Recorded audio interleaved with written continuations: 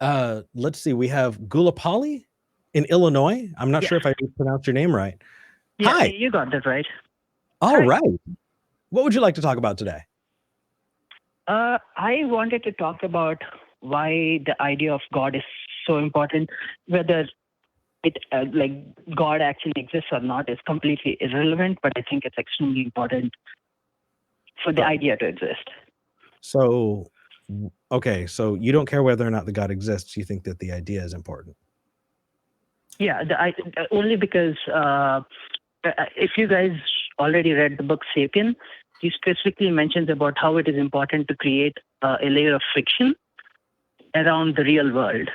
And this is to function as a unit. Yeah, I couldn't disagree. You know what I'm saying? I totally know what you're saying. Yeah. Are you aware of the concept? Are you aware of the concept of the noble lie? I mean, just by the name of it, I think I understand what it means. For sure.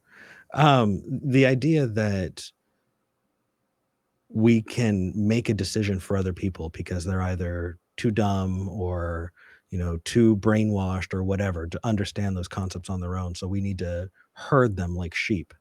I think is incredibly condescending to those people. Why don't we give them the opportunity to have the best tools available at their disposal and know good things for good reasons, or know true things for good reason? Sure, but then you can say the same about the idea of human rights or the idea of money, both of which don't exist in reality, but we're still like using them, right? And we're not like saying, oh, you're herded as sheep because you think that human rights are necessary, right? No, not at all. Wait, you said money doesn't exist in reality? No. So what do you pay your bills? Oh no. By that I mean the money, like in the literal sense, is a piece of paper, printed metal, right? Like we give it a meaning, which is money, and so it becomes money. Otherwise, it's literally just a piece of paper or metal. So the concept of currency is essentially that's what you're referring to. Okay, so yeah, so I think these concepts are important because they help us. They help facilitate the things that we want to do in life. You know, just like the idea of actually allow us to express a curiosity, you could say, towards how things got to be where they are. Like I'm not opposed to anyone using any variety of means to try and figure out how the world works. Yet some of these postulations have evidence, empirical evidence, and some of them don't. Oh, no, they definitely work. I'm not arguing about them not working. They definitely work. I also think even though religion has caused a lot of issues, a lot of problems in recent times, but I think it also is helping. So to eliminate religion, it has to be a very statistical evidence. See, it is causing more problems than it is helping people kind of thing. Until then, we can't really say religion is bad, right? Because money has like caused a lot of like deaths and wars and all of these things, and you can easily argue that the idea of money has caused more damage than the idea of God.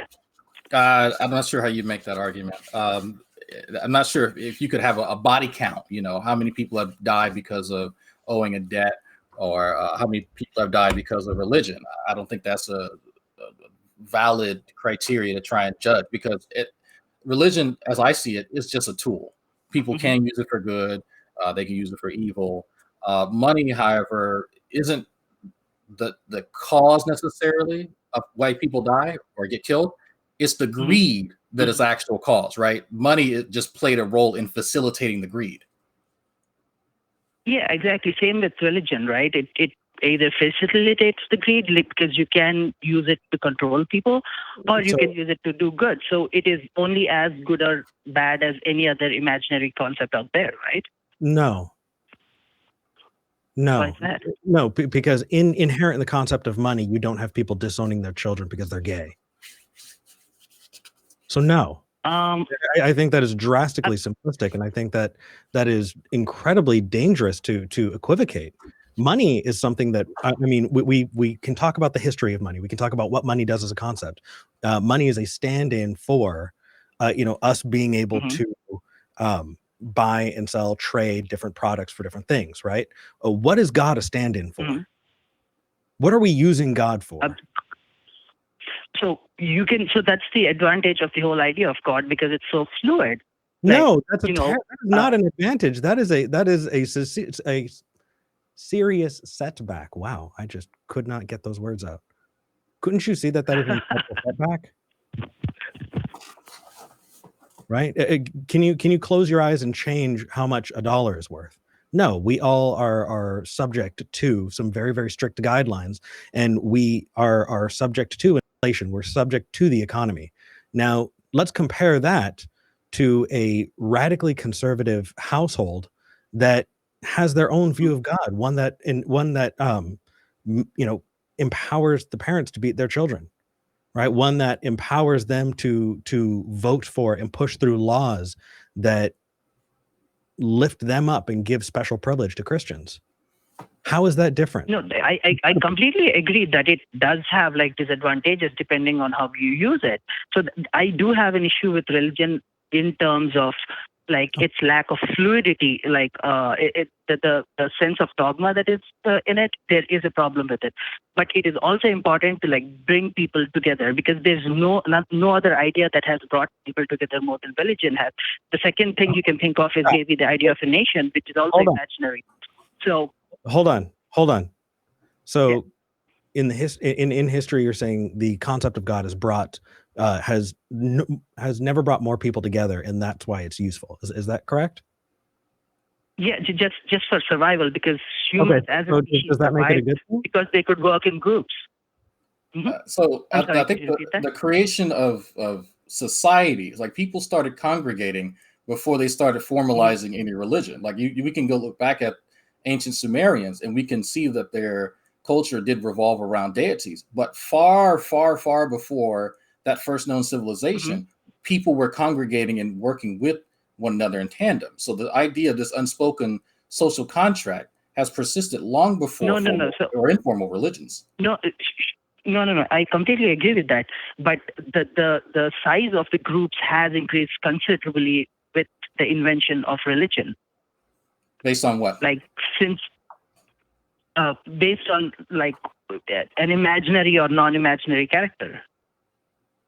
Right. So I think I see that I'm trying to be very, very charitable. I see sort of what you're getting at, right? Religion has this pull, this draw to build congregates around a central set of beliefs. Absolutely. But even without religion being there, people naturally do that around football games, right? Around a charity, around literally anything else. But if you remove religion, that dynamic is still there. There's nothing unique about religion that actually does that. It's just one of the many things that facilitates human cooperation. No, sure. I'm agreeing with you, but it is unique in the sense that So, for example, say there are a group of atheists. Atheists are a group because there is religion. Say religion is wiped out, atheists cannot be a group, right?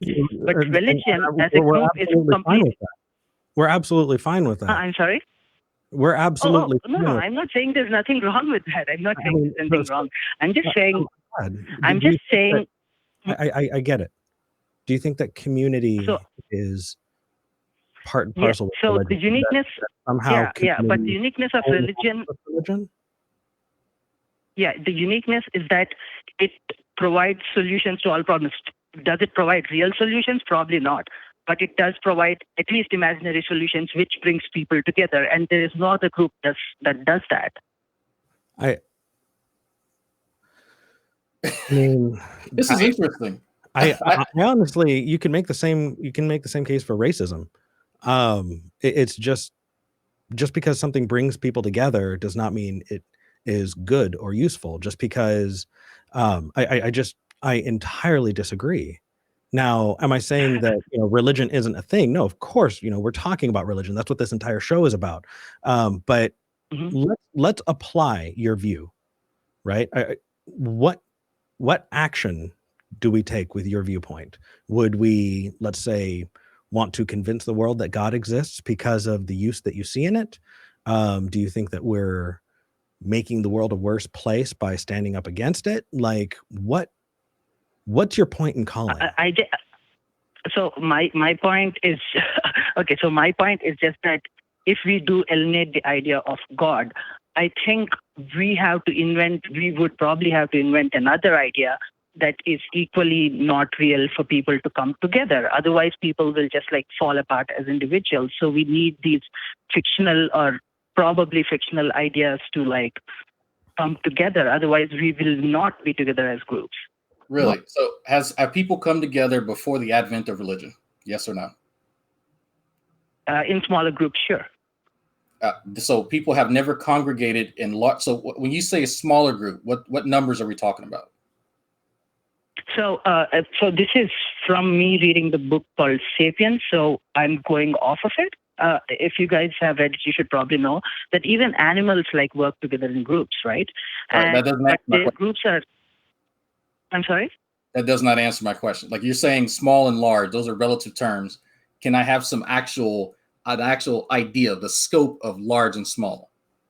Like numbers, quantitatively, what are you talking about? So a few hundred is small, like anything more than a couple of hundred is large. So we've never congregated in the thousands before religion. Never worked together as groups before religion, I would think, yes. So we've never, as a species, have congregated by the thousands for any concerted effort in human history. Is that what you're saying? I would think so, yeah. You're absolutely wrong. Do you? I'm fascinated by that you think this, but what? So what is as far as whatever research you've done? What are the largest groups of human civilization that has existed prior to religion that you've looked up to come to that conclusion?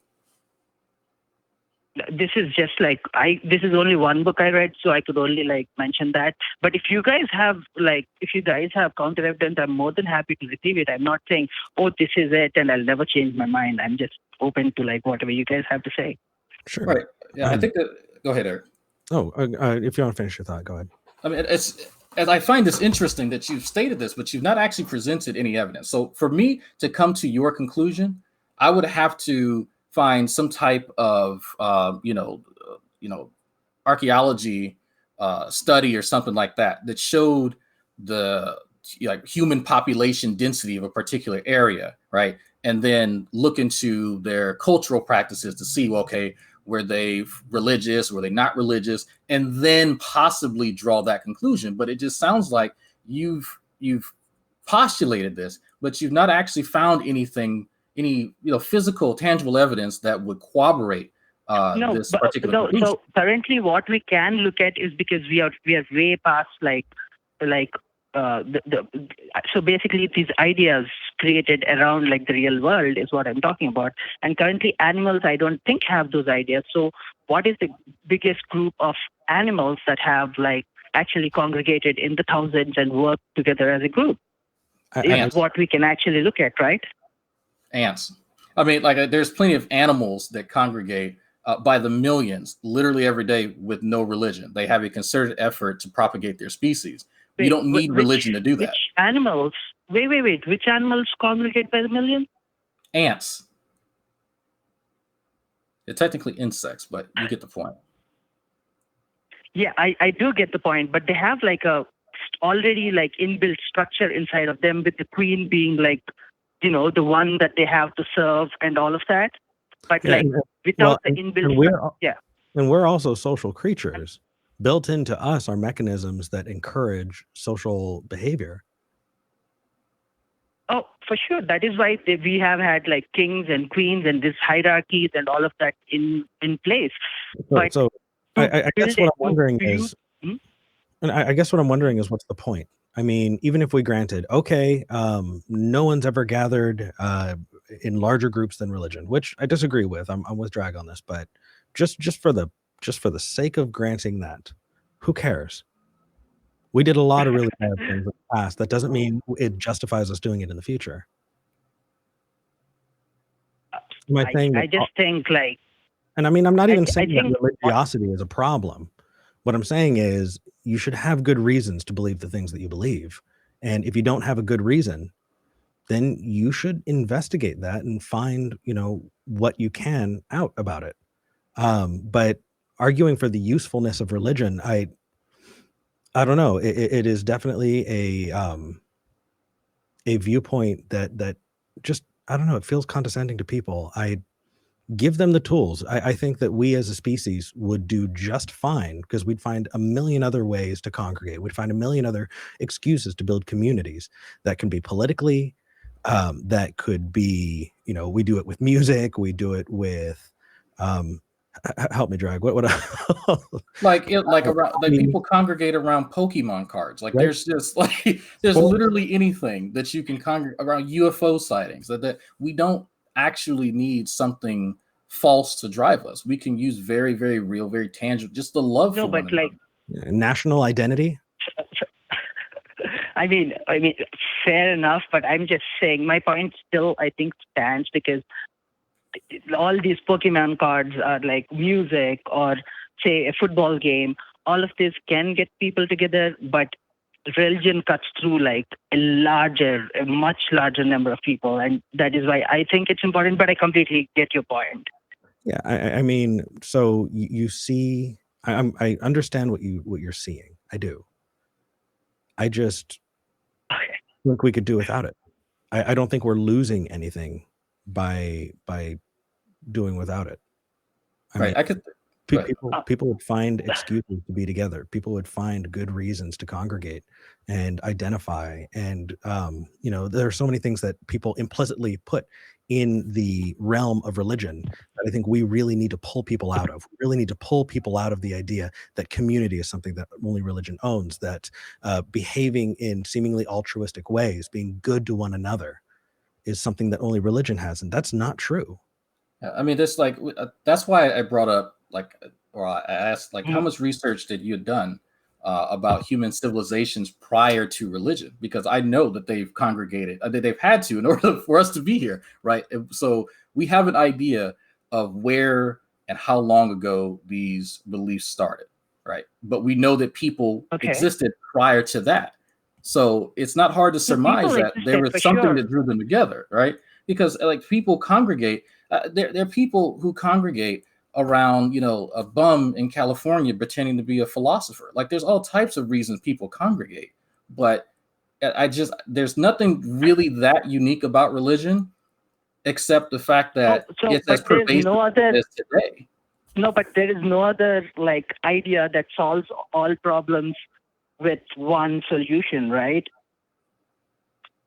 There's plenty of beliefs that are a panacea for other things. That's not unique at all in human history, at all. Religion is not there have been medical practices many, many, many years before you and I or Eric or anyone else was born that this will help you, cure the plague and the ghost in your blood. And there's literally not the only panacea that's ever existed. But the fact that you don't have an issue with it possibly being false kind of disturbs me, right? It's like there's a bit of an integrity issue there. No, I don't. So by the end of the day, the most important thing is survival of the species, and we do whatever it takes to survive. And sometimes we do have to believe in things that don't might not be real. So we might be technologically advanced and fight each other and die in the next world war. Doesn't mean we are surviving, so we can't necessarily say it's a good thing or a bad thing. So, I mean, I get your point, but I just... Yeah, and honestly, I think that you're right. We do have a lot of not. Those things in and of themselves are very, very specific. And the idea of a God is just, like Drag said, it's too nebulous. Anyway, I appreciate your call. You're not calling to talk about whether or not it's true. You're just saying whether or not it's useful and that you think it's useful. Okay, cool. Yeah, pretty much. Yeah. Thank you for taking my call. Thank you. Yeah. All right. Bye-bye. Nice talking to you. Well, that was interesting. Yeah, I thought he was building into something more, but no, I see he saw it as useful. Okay.